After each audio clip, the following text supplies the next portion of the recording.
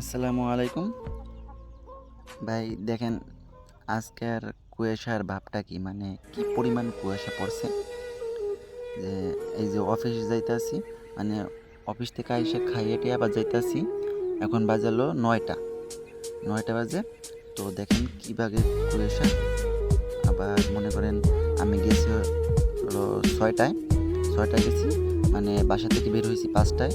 তখন মনে করেন এত বেগে কুয়াশা পড়ছে যে পুরো অন্ধকার হয়ে গেছে, কিছুই দেখা যায় না, এই অবস্থা।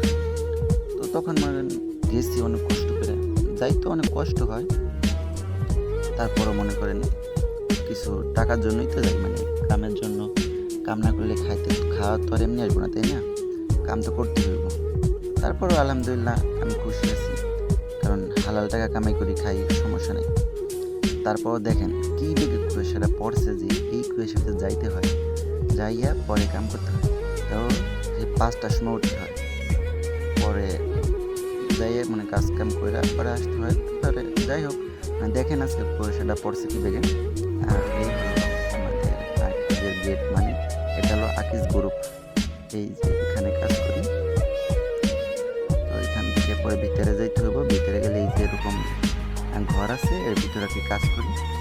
তো দেখেন কি বেগে কুয়াশা পড়ছে।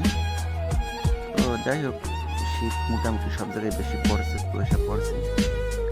তারপর কষ্ট করে খাইতে হইব, শীত পড়ুক যাই হোক, কষ্ট করে খাইতে তো হইব। তো দেখেন, ভালো থাকেন। আসসালামু আলাইকুম।